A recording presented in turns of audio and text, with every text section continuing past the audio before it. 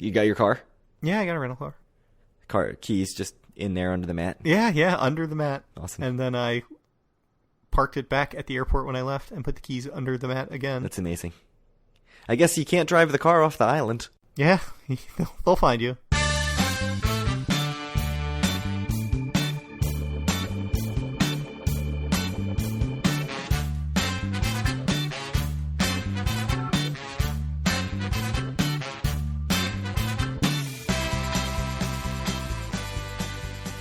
Howdy, it's Wednesday, October 17th, 2018, and this is episode 83 of Due for a Win, the Atlantic City and Casino Biz podcast. I'm Kyle Eskin, joined, as always, by Craig Stone. What's good, Craig? I have some stuff that I'm very excited to talk about, but first, 1983, pretty dry year in Atlantic City. All the same casinos were open in 1983 as 1982, but two very important things happened in 1983. Do you know what they were? I do not. It changed the landscape of Atlantic City forever, although not known at the time in 1983. Kyle Askin was born, and I was born. That's true. Yeah. Kyle Eskin and Craig Stone, the two most well-known Atlantic City celebrities in history. Both born in the state of Maryland, but don't let that. I wasn't born in Maryland. Oh, where were you born? I was born in England. Oh. Yeah, man. How about that? I don't know anything about it. I only lived there for a year and a half. So, the real question, Craig, would you like to make a guess as to what the highest grossing casino in 1983 was? Oh, man. Okay, so I know there were like 9 casinos, I think, at that time. That's correct. There were 9. Do you want to even try to name all 9 casinos? It's going to be really hard. Bally's Park Place. Mm-hmm. Tropicana had just opened. Yep. I think Playboy Club was still open. Oh, yep. No, yeah, still open. So that's what, 3? Caesars Regency, was that open yet? Caesars was open, yeah. Okay.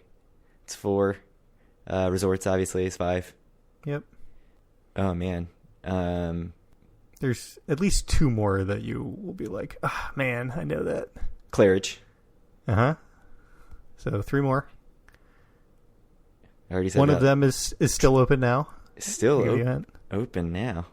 What? One of the remaining 3 is still open now. Well, I mean, I said Caesars and Bally's. I said Resorts. Uh-huh. You said Tropicana. Oh boy. 3 more.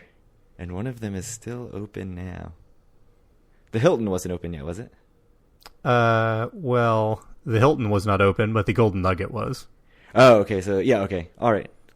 That's a good one. So that one's not open, still open now. Because that's correct. the Golden Nugget. Yes, that was the Hilton, Golden Nugget, which was the Hilton. Yeah. 2 left. I'll give you a hint. So one of them, the entrance to it is still on the boardwalk, right next to Caesars. The Sands? That's right. That was already open by then? Yep. Wow, okay. Was the other one... I laugh every time I walk by the entrance that's still just there, sitting in the middle of the boardwalk doing nothing. Was the other one the... The other one's still open. Now the Golden Nugget? What was like Trump Castle, but it wasn't Trump Castle when it opened? Trump's Marina? Nope. What? Harris? Yeah. Oh, okay. Yeah, that should have been obvious. Interesting. So that's the 9 casinos. So the highest grossing, I'm going to say, was Bally's Park Place. Wrong. The Bally's Park Place was in 3rd place. Caesars? Caesars was in 4th place. Okay, I give up. So the highest grossing casino in 1983 was the Golden Nugget. Yes! As it should be. And the second highest grossing was Resorts. Yeah, that's not too surprising. And the lowest grossing by a humongous margin, as it was every single year I think it was open, was the Claridge. Yeah. The Claridge, never a successful casino as far as I could tell. Yeah. Hung around for a long time in multiple iterations. I think. So. Yeah. Good stuff. Yeah. How about that? I'm a little annoyed that I couldn't get them all, but... Yeah, I mean, a few of them would have been tough. I mean... You should have known Harris, though. That's one of those ones. It's like, it's obvious. It's still open and still the same thing. Right. I talked myself out of I talked myself into it being some like changed name thing. Anyways, what should we talk about? It's your birthday this weekend. It is. Get excited. I've heard that you have a room booked in Atlantic City. So what's going on? So I am actually going, so that's good. That was unclear as of the last episode. So we're going to go down Saturday morning, probably get there right around lunchtime, stay at the Hard Rock in my Rock Royalty free room, guaranteed free room, use my Diamond Celebration dinner, and then no play Bally's, where I'm going to use my Diamond Celebration dinner. Nice. And then probably wake up on Sunday, have some breakfast somewhere, sleep in because we don't have the kids, and then have breakfast somewhere and get out of town. I wouldn't be surprised if we're back on the road up to North Jersey before noon. Are you going to wake up, though, surrounded by toasted coconut crumbs? So the best part about that is that you're not even the first person to say that to me about this trip. Our friend Terry just direct messaged me on Twitter with a similar message about good luck and many breadcrumbs. So, I mean, donut crumbs, not breadcrumbs. Yes. I'll say the same thing I said to him, which is that I hope I'm not, if there's donut crumbs, that's fine. But I hope to not be as hungover as I was on that trip. Right. So we'll see. Was that another anniversary trip where that happened? Because I know it was just you and your wife. I think that was that the anniversary trip that got like... Oh, pushed to January or whatever. Pushed to later. Yeah. Yes, it was. I think it was in January. Well, January was our anniversary. Yeah, no, I think that anniversary trip. Now. Yeah, it was it was January. It was the previous year that it got moved to like June. So our plan is to use our Diamond Celebration dinner. Do you care to guess? I told you it's Bally's. I just want to say, Craig, as your friend and someone whose advice you surely respect, you might not want to use your celebration dinner and then no play them. You may want to save it for when we go to Atlantic City and then just buy $100 of crab legs at the whatever that restaurant's called in Bally's that you said you should buy. I don't even remember what it's called, the crab place that's out on the corner. I don't think they're included in the $100 celebration dinner unless that's changed. So you're going to use it at Bally's. That's the Crafty Crab, is that it? Yeah, I think that's it. So at Bally's, this is the guessing game episode, apparently. By the way. Right. Jeez, what's even in there anymore? I know. What's in there that you'd want to go to? Right. I'll give you a hint. That's probably thinking about it the wrong way. Oh, are you going to go to... I mean, I would just go to Harry's, I think. But you can't spend $100 there. I don't think they're on the list either. But I don't know. Really? I'm not sure. But no, that's not where we're going. I don't even know what restaurants are there. Like, there's Buka, but that would be clearly preposterous. Right. I'm not sure. Guy's Chop House. I didn't even know that was a thing. Is that upstairs next to Buka? Guy Fieri's Chop House, man. You should just spend it at the Dunkin' Donuts on toasted coconut donuts. Should. I'll have regrets afterwards. I'll be like, oh, I'm really drunk. Just like, I wish I had $100 worth of toasted coconut. I wish I didn't eat all that donkey sauce. Donkey sauce, trash can nachos.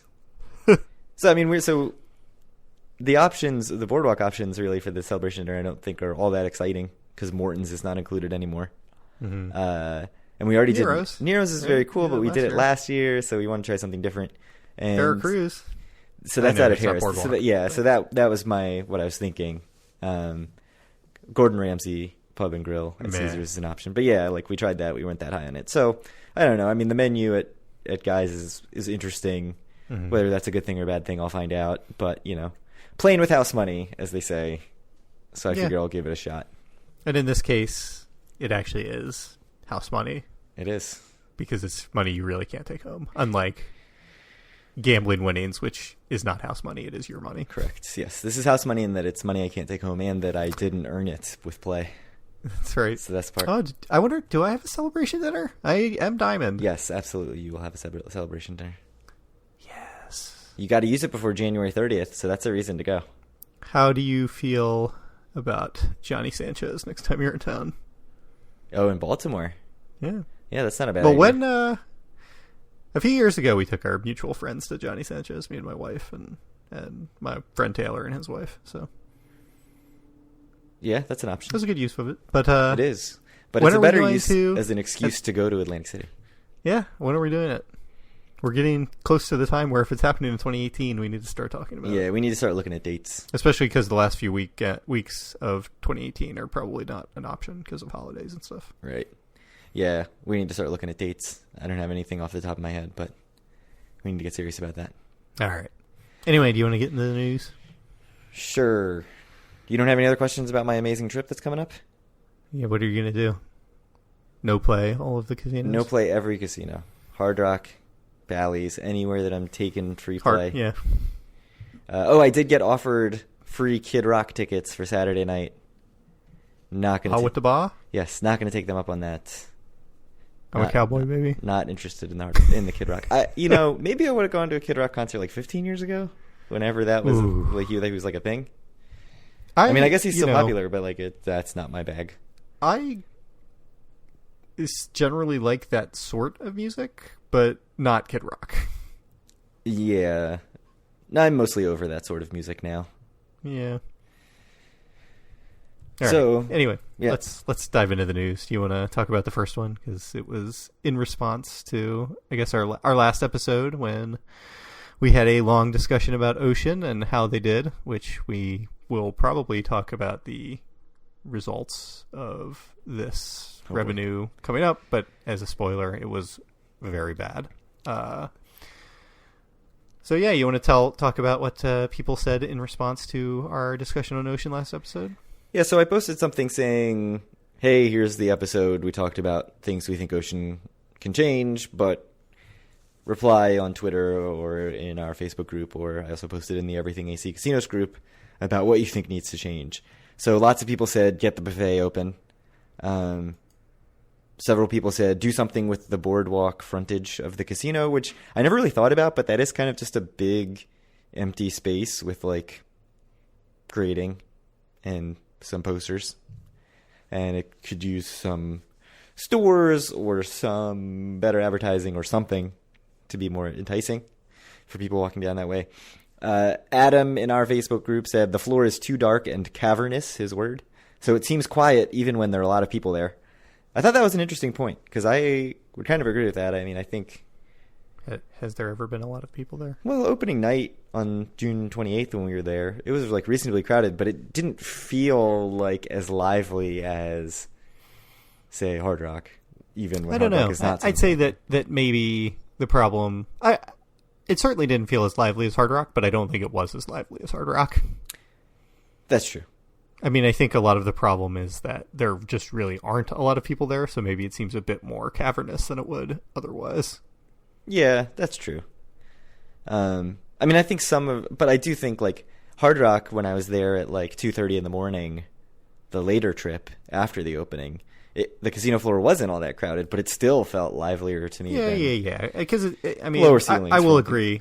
I think Ocean is a bit too dark for my taste. It is very dark in that casino, and Hard Rock, it's quite bright, I think. Yeah, Hard Rock's extremely bright.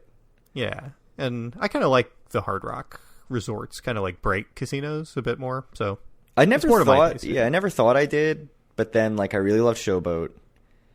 Really like resorts. I did not like resorts when it was really dark, maybe 5 or 6 years ago, and they changed it to make it really bright. And I like Hard Rock. So yeah, there's not really. What are the other dark casinos in Atlantic City? Bally's. I think Bally's is medium. Harrah's, I think, is pretty dark. Oh, I wouldn't have said Harrah's is all that dark. I think it's pretty bright. Oh, you think? Yeah. The Nugget. The Nugget is extremely dark. Yes, that's very dark. Dark and low ceilings. So it's an odd combination. But spoiler, we'll be talking about the Nugget shortly too. But yeah, that's probably the darkest of the other casinos. I think I think Tropicana is medium. It's medium, yeah. Yeah. The brightest Caesars is dark in places, I feel like. Yeah, Caesars is weird. I feel like the table game area is not especially dark, but if you go next to the slot area, I think is quite dark. Yeah, over next where to the Toga Bar and stuff, I think is, it's very dark over there where we usually play video poker. That is true. So Robert B. said, add some low-cost food outlets and make the video poker better. I think that's a common complaint about both the new casinos. Yeah. Jamar says that, added to our discussion about the layout, he said, I always argue that while it's bad, it's not horrible. He said it's actually a short walk for most of the routes, like self-parking to the lobby or the rooms to the restaurants and shops. But the room to the casino is extremely annoying, which we talked about. He said, the biggest punch in the mouth is that there's too much empty space in that walk, and there's a potential game changer. Think about it. Name one other property anywhere with as dead a walk as that walk in the back where the stores and restaurants are. Can you name a deader space in Atlantic City than back around the, I guess you'd call it, like, retail area in Ocean? Caesars next to Morton's. That is over where the old poker room is. That is very dead. Yeah, I mean, there are... It is dead. Like, that walk is incredibly desolate and dead. But I think, on the other hand, there's not... Like, I don't usually find myself walking through that area either. Like, I don't think you need to walk through it. In Caesars. No, I mean in Ocean. Well, that's a problem for Ocean. Like, I think that... I think one of the issues is that they should make that more clear that that's there. And an amenity that they're offering is the shopping. And I think that sort of goes hand in hand with the restaurant stuff, is like, it feels kind of unclear where all the restaurants are. And we talked about that long travel. So, I mean, I do think there are some places in AC with like very dead areas. But yeah, that's definitely like up there with as quiet an area as anywhere. I mean, the deadest is the Showboat, but that doesn't count because it used to be a casino and is not anymore. Yes. Vinny in our Facebook group disagreed about our claim that the food was very samey. He said they have Italian, a steakhouse, a Mexican place, a burger place coming, Villain and Saint, is casual and delicious bar fare, barbecue, noodle bar, brunch spot Harper's, tapas place, Sky Cafe, and that's not including Cafe 500, Cereal Town, ice cream place, The Grind, and the food you can get at the wine bar, the sports book, a buffet soon, 2 lounges, and Topgolf. So what do you think? I mean, that's a lot of options that he listed for sure. So I saw his comment and I said that he may have a point, and like a lot of it is that I have not eaten in a lot of places in Ocean at all, and it's something I should try to go out and eat in more of their places. However, people who are a bit more familiar with Ocean than I am kind of pushed back a bit against Vinny and thought that the food offerings are just not good. So yeah, I mean, I do want to try some more stuff there, but it seems like whether the food options are really good or not, they need to do something to make it clear. Like, there's a marketing issue there in that the perception is definitely that the restaurant offerings are not enough. Right, and it doesn't help that they're so spread out, like, all over the place. Yeah. Like, the distance between the Old Homestead and, say, Sky Cafe, like... Old Homestead. American Cut. Not Old Homestead. American Cut, Yeah. Yes. Sorry. Those are extremely far apart because one's in the they marina. are really, really far apart. One's even in the marina and one's on the boardwalk. But they will get Cereal Town soon. Yeah, and that's really what we're missing. And we saw somebody posted, I think on Twitter, a picture of Cereal Town, the latest update, which is that it's still only like 8 small cylinders of cereal, but they've got some crazy looking, very pink furniture with like milk splash accents. But still 8 little plastic dispensers of cereal. Yeah. It's interesting. Makes me happy every time I see it because I know that just a piece of you gets sad. Oh, that's true. I don't know what it says that it makes you happy when you know that I'm sad, but I guess that's just, human emotion. Right. I think most people are like that. Right. They just don't admit it. So do you want to talk about this crazy rumor thing that came out today? Sure. So earlier today, some rumors came out on Reuters, I believe, that... Reuters. I see it right there in the link. And the rumor is that Tillman Fertitta, the owner of Golden Nugget, has reached out to Caesars and proposed a merger of the two companies. So there are basically no details out about it, but people are saying it would be the Golden Nugget essentially buying or being, the buying partner in this, but the actual company that would remain would be CET, and there's a lot of benefits to this because it's a really, really easy way for Golden Nugget to become public, far easier than them doing an IPO. presumably, I believe that Tillman Fertitta would be the CEO of this new company if this went through. I mean, I suspect that's what he wants. Right. But it's really, really short on details right now what he's proposed. No one has any ideas what Caesar's going to say, but CET has not been doing well at all, like in the financial markets. So I don't know. Do you have any comments or guesses? Or Yeah, I mean, so CET stock went up right after this came out, which is interesting. I guess not all that surprising. Yeah. So my default assumption is that nothing's going to happen with this. Like, this seems like it is maybe just a shot in the dark, although who knows how far along it actually is. So Ed on Twitter asked, how would this affect AC? And also asked some of the other podcasts how this would affect Vegas. I won't speak to Vegas because I don't know, but for Atlantic City, what do you think? If this happens, how would it affect Atlantic City, having now Golden Nugget taking over the CET properties, Caesars, Bally's, Harris? I mean, so at like the macro level, or however, yeah, both. I mean, I think it would make it all the more likely that Bally's would close, which it's only a matter of time anyway, I think. But yeah, I mean, that was my first reaction. My suspicion is that my belief right now is that Golden Nugget generally runs like a pretty good casino, and it's a place that a lot of people like, and CET runs a pretty bad casino, and players do not really like CET. So I would think it would be good for players just because CET is so unpopular right now. Yeah. But yeah, I mean, Golden Nugget would own half of the casinos in Atlantic City then, right? Like what, 4? Is it 9 now? Yeah, 10? 4 of 9. So 9. I think Michael from Travelzork made the point that, obviously you'd be losing a players club out of both Vegas and AC, which is not great. Because, obviously Total Rewards is just this giant asset that Caesars holds. So Golden Nugget would probably go under Total Rewards. So that's interesting. I assume so. I think Total Rewards is actually like a pretty big asset for Caesars.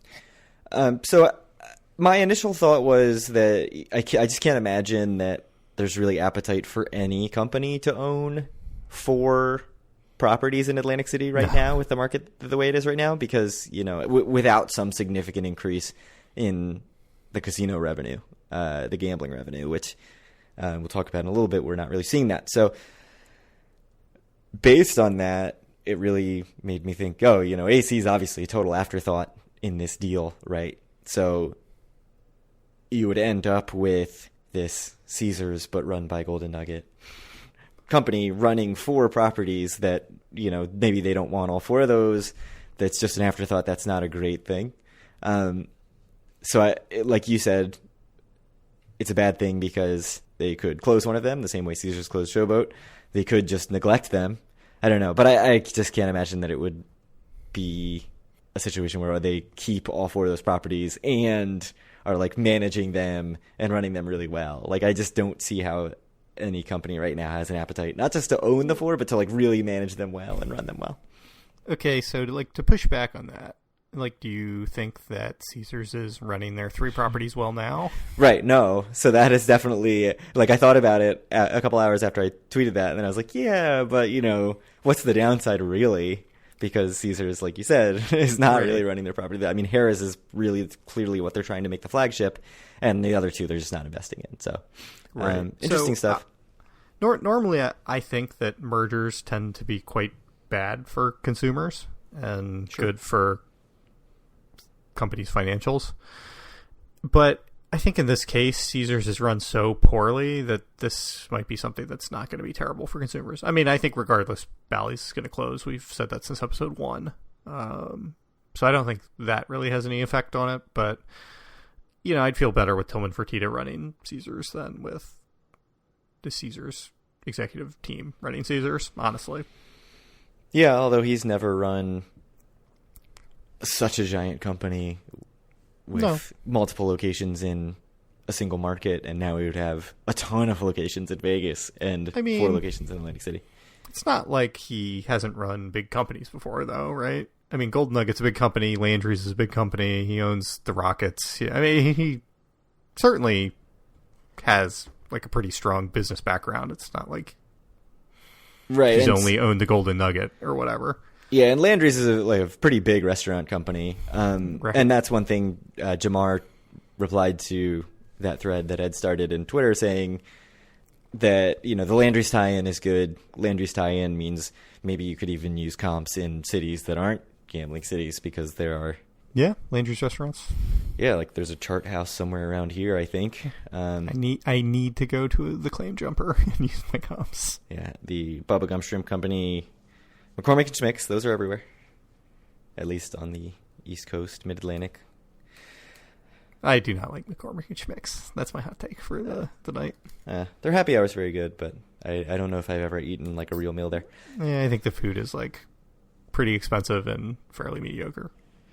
So one thing I really appreciated about this news is that it was so completely out of nowhere, and it really felt like just a gift for us, for our podcast. Like, some people just talk about sports and they propose random trades, and this feels like one of those random trades where somebody's like, what if we trade Kevin Gosman for Aaron Judge? It's like, what? I don't think it's the same at all. No, it's definitely not that. It's not that lopsided. The one thing, I think it said maybe in the article that you're going to link or in another article that I looked at, like there was some comment by the reporter that's like, we don't know how seriously Caesars are going to take this because their market capitalization is $6 billion and Tillman Fertitta's net worth is only $3 billion. Yeah, $4 billion, like $2 billion difference. The stupidest comment ever, as if there are no such thing as banks that can help finance this. Like, I just thought it was idiotic. Yeah. So, I mean, I don't know. I have an MBA, but I'm such a fake MBA. I mean, I wonder how much shareholders are going to pressure this if this is the real thing. Because you'd think that the shareholders would also be interested in new management. I think, yeah. If I was a Caesar shareholder, which I would never be a Caesar shareholder because they're so poorly run, I would be all for this. But again, I would never be a Caesar shareholder, so I'm probably not the right person to ask how a Caesar shareholder would feel. You're no Tillman Fertitta. You don't have $4 billion. I certainly do not. Should we go through the quicker news before we get to the data? Another episode of data.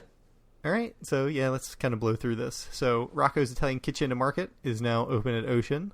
It is, as you put it, pizza and stuff. It's open until 2 a.m. on weeknights, which is good, given that I have tried to go get Distrito at 10 p.m. on a weeknight, and it was closed, so...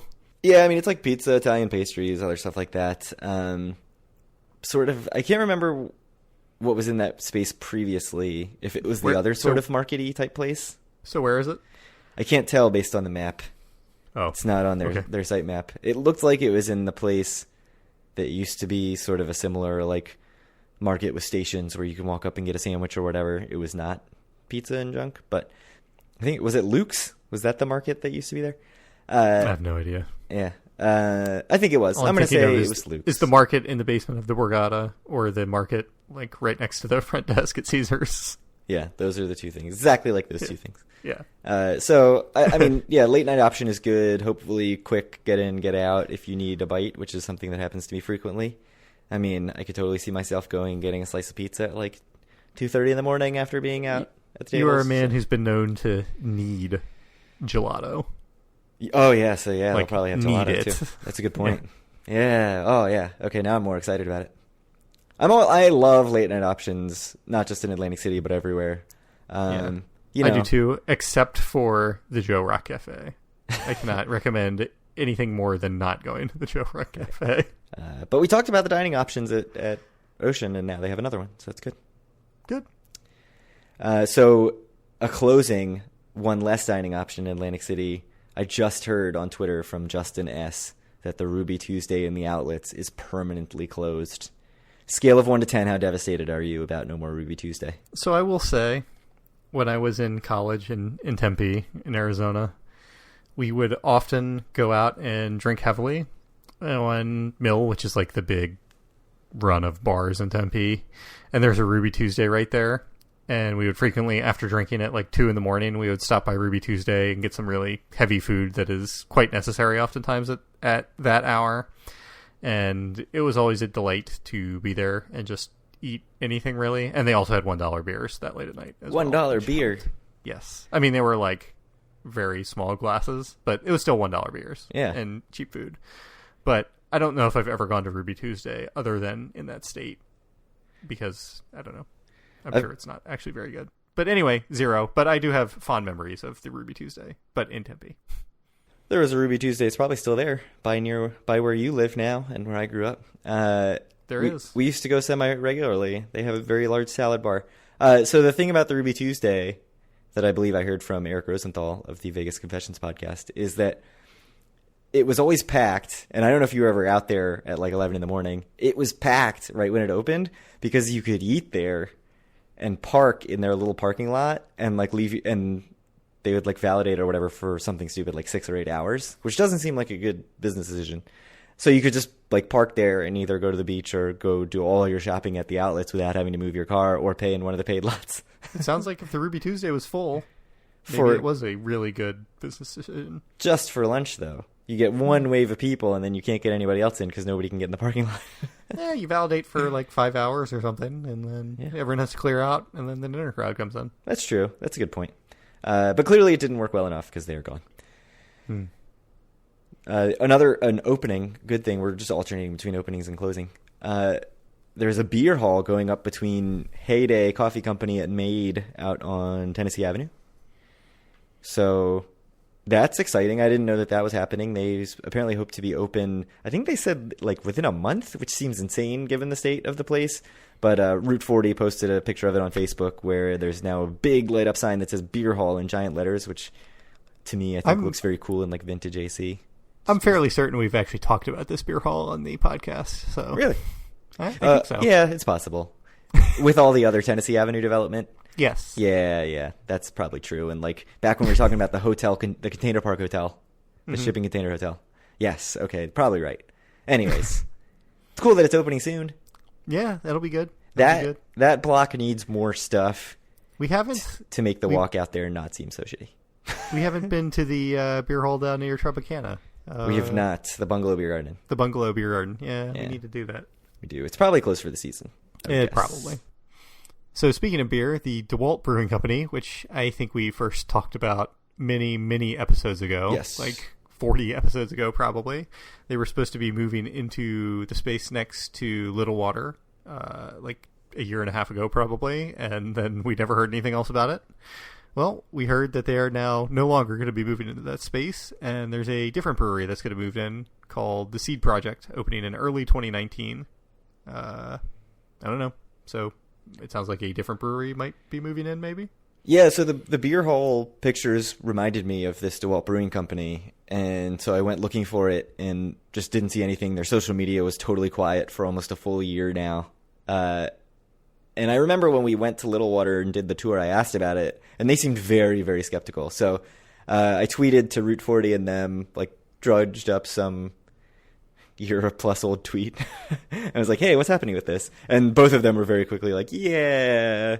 And Little Water had some more details saying, like, they're not coming anymore.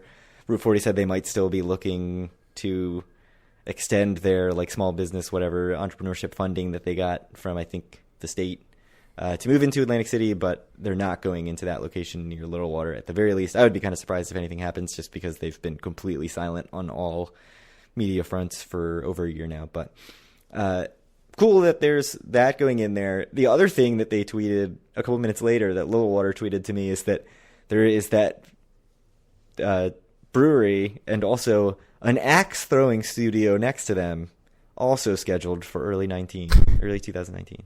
What do you think about an axe throwing studio next to a brewery and a distillery?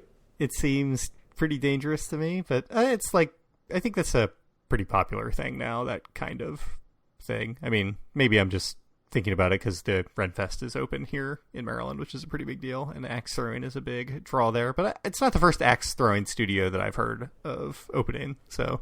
It's the first one I had heard of, and then I looked it up, and apparently it's like a big hipstery kind of trend. Yeah, it's a big thing, and not unheard of for them to serve beer, not only be beer and liquor adjacent. So obviously, my first thought is like axes and alcohol. That's a bad combination, but I don't know. Apparently, it works other places. Yeah. So do we want to blow through some G2E stuff? Yeah, nothing big. G2E. Just I follow Mark Meltzer at Melts Vegas on Twitter. He MELTZ Vegas. He's always at G2E, and I'm always very jealous at all the stuff he posts. But he's like a great follow during G2E just because you see all the new slot machines and stuff. So one thing is this insane digital craps table. I think it's called like Roll to Win Craps, and it's by the same people who do the Shoot to Win Craps, where it's the entire tub is a screen. And so like all your bets are digital. I'm guessing the roll somehow like reads digitally. It just seems reads insane. The bottom of the dice. They talk about it quite a bit on the latest Vegas Confessions. So I think if you want to hear more about it, listen to that. Are you interested in this crazy digital craps table? That not really, but I would play it probably. I don't think it's something I need in my life, but I wonder how much of the craps crowd is really into the sort of tactile, sort of classic game that craps is and looks like. It's still tactile. They're still dice. You still throw them. It's just... But it's not felt, man. Yeah. I don't know. But clearly I think that this is attempting to draw a different audience than the typical craps player. Because it looks insane. It looks like one dealer instead of four. It looks like a laser most show. Importantly. Yeah, that's the biggest thing for the casino. So to have a big full craps table with only one dealer, that'd be helpful. Although if it's like the digital blackjack dealer, the rules will probably be horrible. It's just like half the table's like a big 6 and 8 or something, right? Everyone likes big 6, big 8. Yeah, it's been removed from most tables. I was at a bar mitzvah last weekend, and it was a casino night for 13-year-olds. So I rolled craps with 13-year-olds. That was a first for me.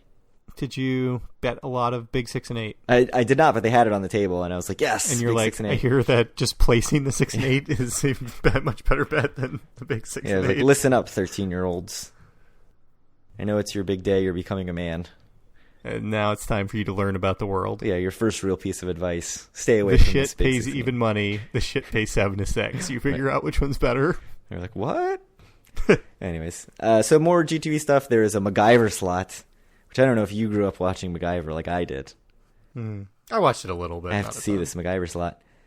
Perhaps the most shocking thing is that there is Nothing But Net 2. I mean, of all of the games to get a sequel among that line, Nothing But Net was clearly the right choice, right? Yes, so off to the side of that picture, there was clearly something that was whatever Pharaoh's Secret Temple. And I don't know if that was Pharaoh's Secret Temple too. I couldn't tell. But I don't know. I don't know about bringing back Pharaoh's Secret Temple or Pharaoh's Hidden Temple or whatever it was. That wasn't very good. Danger Arena. I did not see Danger Arena in the photos, which is good. Danger Arena should be a relic of another time. Something we never have to see or think about again. So that was cool. Nothing But Net 2. I'd try it if it came. I enjoyed Nothing But Net. Yeah, you were a big Nothing But Net fan. Yeah, I mean, it was basically like you're going to lose, but it's going to be really, really slow, and you're not going to earn any tier credits while you're doing it. Which it's exactly what you like. It's all of the boxes. It's basically like me distilled into a computerized digital skill-based slot machine. It's like if I took a personality test with a computer, it would spit out that slot machine. It would say to Nothing take But my Net money. 2. Yeah, just to take That's my what money. you would get. This is the optimal way to get Craig's money. All right, so oh boy, let's do do it. it. It's time to dive into the September and also the Q3 data for the casinos. And it was real bad. I don't know. Is there anything else to say? Hey, resort-wide, September was up $7 million, right? That's pretty terrible when you consider that Ocean and Hard Rock added $40 million. Yeah. That's real bad. True. Our data says it was up $16 million. I don't know where I got 7. It's still not good. 7%. 7%. 7%, Yes. not $7 million. But still, not great. No, it's bad. Every single casino, well, not surprisingly, they lost month over month, considering August to September, but they all, except for Tropicana, who, Tropicana just keeps on being Tropicana, lost year over year. Every single casino lost in the Q3 year over year. Yeah. That's not good. all of them significantly, except for Gold Nugget, who was only down 1% in Q3. So yeah, Golden Nugget just Good kind for of them. chugs along. Also, they were down 3% in September year over year. Bally's was only down 6%. I don't know. Oh, in September. Yeah. But Harrison's users were big losers in both in double digits for the quarters. I mean, I think certainly if I had to choose the two losers, they were Hard Rock and Ocean. Yeah, so obviously Hard Rock putting up a $25 million month, which I think is real bad for them and what they want to do, and Ocean with a $14 million month in September, which is abysmal. Yeah, I mean, it's 14.9, Kyle. That's not... It was almost 15. But it's funny because I listened to our previous episode, and I said, I really hope we're seeing them stabilize at like 20 and they don't drop down to 15. And then here we are at 14.9. 14. Yes. So listening to that, knowing what the data was kind of like, God. It's real bad. Even the Revel in the first iteration made $16.8 million in their first September. But their October majorly dropped off, right? Yeah. Their October was like $9 million. And I, as I told you on GChat right after this came out, I think we're past the time of single-digit casino winnings. But I don't know. We'll see this winter. I wouldn't be surprised to see some single digits get put up there. I really hope not. I just can't imagine it. It would be so awful. If it's resorts or Ocean, I think you never know. In like November, January, yeah, like a February short month, it could happen. And I think so. I think there was the same number of weekend days in September for both. Yeah, it was a 5-weekend September. I mean, for both, I will say the weather was horrible. Yeah, September was just a giant turd for weather. Just completely humid all the time, raining. Yeah, rain all the time. I think the weekend you went was like the one nice weekend day of all. It wasn't it wasn't especially nice even when we were there. So yeah, just rough numbers. I mean, man, I just it all looks it's so disappointing. I mean, I know we had these hopes. I'll say just to go through Q3 real quick. I mentioned Golden Nugget was down at just about 1% year over year. Q3, Tropicana was down about 5%, and Borgata was down about 6%, and then the other 4 casinos that were open last year were all down right around 10%. So, yeah, that's bad. 10%'s bad. It's real bad. And so the 4 casinos are the 3 CET properties and resorts. Yeah, so Q3 is basically the summer, right? So, July, August, September. Yeah. Yeah, it's bad. And, I mean, so we talk about Hard Rock, and it's still in 4th, which it was last time. But as you said last episode, 4th is bad for them. Like, that's bad. Not a good thing. Remember when we said they were going to be Borgata? Oh, my God. Yeah, it's so bad. I mean... It's funny because the Ocean number is so awful at 14.9 that it almost makes you overshadows forget. The Hard Rock number. I mean, certainly, like the real showstopper here is the fact that Ocean had a $14 million month in September. But Hard Rock at 25.9 is atrocious. So I don't know. Hopefully, Joe Lupo comes in and works some magic and brings that number up. But yeah, it's ugly. I mean, is there anything else to add? We've talked a lot about. The last 2 episodes. What would you have said to me if I told you Q3, so like the first 3 months that Ocean was open, it would be the lowest grossing casino in Atlantic City? Because it is the lowest grossing casino, even lower than resorts. I would say that I would not be so surprised, but I'd be like horribly disappointed. And that's where I'm at. Like I knew it was possible. But I just didn't. I really wanted to believe that it wouldn't happen. Yeah. But I think sort of if you want to sort of be optimistic about it, at least in terms of comparing it to Revel, like you said, I think the days of $9 million months are over, and I don't see them going down to 9 or 10 in October, which I feel like is almost like me just daring them to do it, which is what happened when I said $15 million last episode. Oh, we'll see. Let's see how they compared with 2012 Revel. 2012 Revel 54. So they're about $4 million lower in Q3 than Revel was. Yeah. Shortly after they opened. Yeah, it's bad. It sucks. I hope that the data stabilizes over the winter, but I mean, again, Revel had a ton of debt. They had the power plant situation. Certainly, the cost side of the equation is far more under control, but they are doing worse on the revenue side than Revel was, and that's real bad. Yeah, so I think it was in the Everything AC group. Roger Gross, who's a casino industry analyst, said basically that even at maybe not at 15, but certainly at like $18 million, Ocean can make money. So that's a good thing. You know, that should mean that they're not just completely bleeding money. Well, we'll see. I mean, I think their income statements for Q3 come out like it'll be like beginning of November. I think it's usually about a month later, right? I'm not sure about yeah, I think that's about right. It'll be interesting to see if they're like massively profitable. That'd be hilarious. Like all this hand wringing and they're just raking. I doubt it. I mean, the way it's been stated by Bruce Tyfick is that he is cash flow positive. Certainly nothing has ever been said about income. So yeah, I suspect that will not be the case. All right. Well, hopefully we'll have more positive stuff when the October data comes out. And I'm going this weekend, so you can bank a solid like $50 more for Hard Rock.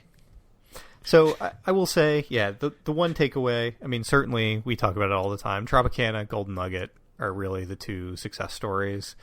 But another big takeaway for me is how well Borgata's doing compared to what we believed, I think. Because we thought that Ocean and Hard Rock were going to be direct competitors to Borgata, and they were going to be the casino that's hurting. And they did far better than the 3 CET properties and resorts. So... yeah, and it's funny because we've done all this hand-wringing about, MGM, you know, people don't like what MGM's doing with the property. But, you know, MGM does well. They make money. Borgata makes money. So maybe it's one of those things where, like, the people who are super invested in the ins and outs of a player's club and little things about the casino experience, that's like a tiny, tiny group, right, compared to the actual casino goers who are bringing money to the place. So... maybe we don't have as much influence as we think we do. Scrap my entire monologue about 1983 being the most important year for Atlantic City. Anyways. All right. Do we have anything else? I think that's it. So if you want to join us or any of our other listeners, you can do so at our Facebook group at facebook.com/group/DoForAWin. You can find all of our content at doforawin.com. You find our podcast on iTunes, Stitcher, Google Play, TuneIn Radio, not YouTube. Or reach out to Craig at DoForAWin or me at Kyle Askin, or send us questions at doforawin@gmail.com. Do you have anything else you want to talk about, Craig? I mean, I'll be there this weekend. I probably will not be so up on tweeting stuff because I'll be hanging out with my wife. But if you are in town and you want to send me a message on Twitter, I'll see it. Or if you just see me probably at Hard Rock or Ocean, come by and say hi. I don't know how you'd recognize me if I'm not talking, but I don't know. Other people manage to do it, so you know you can figure it out. I will not be in Atlantic City, so. Well, tweeting at me is probably the best way to do it if you want to say like, "Hey, do you want to meet up for a second?" I don't know what my wife would say about that. I'm assuming she would think it was like mildly interesting that somebody actually cares to come see me. So tweet at Craig if you're going to be in Atlantic City this weekend. All right. Well, thank you guys very much for listening. And when are we going to record and go through your trip report, Craig? Oh, good question. Next week? Yeah, we could aim for next week. All right. So maybe we'll talk to you all next week. And thank you guys very much for listening.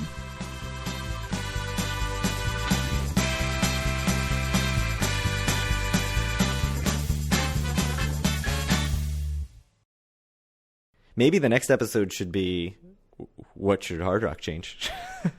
Yeah, maybe. It's actually a good idea if you want to make a note. I mean, it's one of those things like you'd never think, like, oh, Hard Rock doesn't need to change anything. They changed everything. But and then we can have an episode that's like, what should CET change? And the answer is just everything. Yeah, owners.